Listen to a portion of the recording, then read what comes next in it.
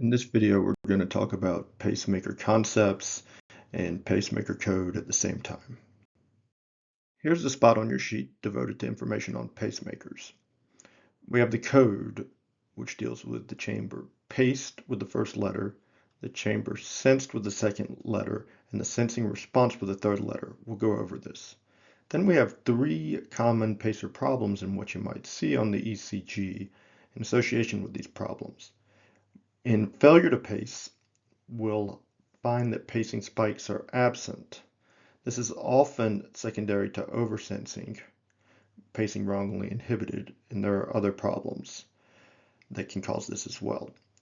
On failure to capture, we'll often see just sort of consecutive spikes without any recognizable QRS complex. And then with undersensing, we'll see what I like to call pacing on tracing, where we'll have a QRS complex that has a pacer spike in the middle of it. Undersensing means that the pacer is failing to sense or detect cardiac activity. We have right here what happens when you put a magnet on a pacer. It places it in what's called VOO mode, and it can also turn off an AICD.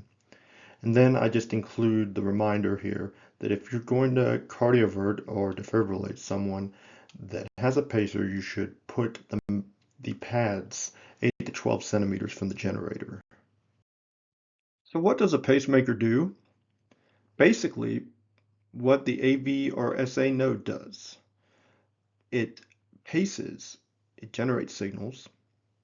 It also senses, it receives signals, and it reacts to received signals. In the cases of these nodes, the reaction is often inaction. What a pacemaker does not do is respond to autonomic stimuli. There are other features of modern pacemakers that help make up for this.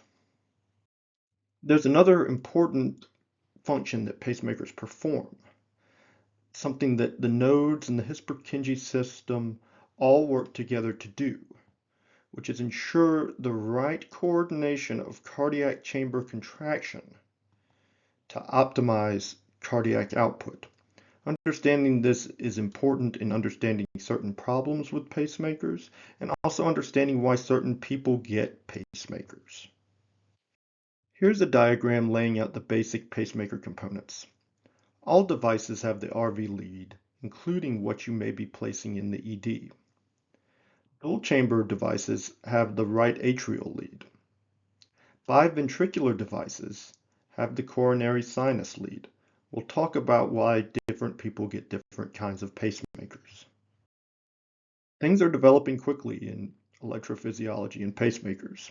Leadless pacemakers are an emerging technology. They avoid the problem of mechanical issues with pacemaker leads, and they also allow for percutaneous placement without any chest incisions. So as an exercise to help you understand how pacemaker code works, let's go through how the SA node works and give it a pacemaker code and do the same thing for a basic one-chamber pacemaker, similar to the one that you could float in the emergency department. So first we're going to deal with the first letter code with where the pacing occurs. The SA node does pace, and it does so in the atrium. So it would get an A. The ventricular pacemaker paces, it does so in the ventricle, so it would get a V. The SA node also senses. It senses in the atrium, therefore it gets another A. The ventricular pacemaker can sense or it might not sense. The pacemaker box that you use in the ED by adjusting the sensitivity dial can either sense or not sense. So if the pacemaker were sensing, then it would get assigned a V. If it were not, it would just get a 0. So now the response. Is the pacemaker triggered or inhibited? The SA node is inhibited by sensing. Why would I say this? Think about the SA node sensing a PAC and the compensatory pause. the inhibition that happens afterwards. So if the ventricular pacemaker is responding, like the one that we're floating in the ED, then it will also be inhibiting. Or if it's not responding, then it will just get a 0. There actually is a pacemaker with an AAI code, and it's indicated for people whose SA node doesn't work, but the rest of their conduction system seems to be working. Here's an ECG associated with an AAI pacemaker. There are P waves after the pacing artifact indicating atrial capture, and the QRSs are narrow, indicating that they were conducted by the AV node. Here's a bit of a tracing from a VVI pacemaker. To be honest, we can't just tell from looking at this whether it's VVI or VOO, but it's likely VVI because people are rarely just walking around in R on T mode. But we know that the RV myocardium is being paced because we see this left bundle branch morphology. When you see a PVC coming from the right ventricular myocardium, it has the same appearance. That's why I put RV complex on your sheet under this waveform. So let's talk about different pacemaker and pacemaker modes that we've discussed and some issues with them. An AAI pacemaker gets placed for sinus node dysfunction. As it senses, sometimes it can oversense and inappropriately inhibit firing. This could be secondary to artifact or to bodily movements. It could also undersense and inappropriately fire when it shouldn't have. VOO mode, this is the default transvenous pacemakers mode. It's also what happens when you place a magnet, is indicated for complete heart block. It's sometimes placed in, for instance, cardiac surgeries where they don't want other electronic devices to be sensed by the pacemaker. The main issue is that this thing is just firing irrespective of native cardiac activity. You can get R on T, which can lead to VTAC, and it can also cause atrioventricular asynchrony, which can decrease cardiac output and cause symptoms. This is called pacemaker syndrome. In VVI mode, indicated for complete AV block with permanent AFib, you can have something called pacemaker syndrome that we just discussed. You can also have the same issues with inappropriate inhibition, oversensing, and inappropriate firing, secondary to undersensing. Let's illustrate a concept with a case. So here's a 45-year-old patient with a history of cabbage 2 months prior who syncopized while carrying the dishes at home. The ST T-wave morphology doesn't look significantly different from the prior, but there's no evidence of P waves now. Is this a junctional rhythm? Well, one of our astute residents decided to put on some Lewis leads and found the P waves, here visible in 3 in AVF, with a PR interval of about 400. One of our fellows saw the patient and admitted him to EP out of concern for pseudo-pacemaker syndrome. That is AV desynchrony that is causing reduced cardiac output. So what happens with pacemaker syndrome and pseudo-pacemaker syndrome is that atria contract against closed mitral and tricuspid valves. This increases venous back pressure and decreases ventricular stroke volume. The bigger theme is that the coordinated contraction of chambers is important in the maintenance of cardiac output. This is why dual chamber atrioventricular and biventricular pacers are increasingly used. So we need a solution to pacemaker syndrome, and DDD mode provides it by basically modeling the normal conduction system. Instead of independent DDI pacemakers, where the ventricular and atrial pacemakers act independently, in DDD mode, the ventricular activity tracks atrial activity, ensuring AV synchrony and thus maximizing cardiac output. See, just like the AV node, the ventricle is inhibited for a time, then triggered if a native or paced P wave is sensed. So here's some more DDD problems, or any pacemaker problem. So we've got someone who's pacemaker dependent. That pacemaker does not get vagal input.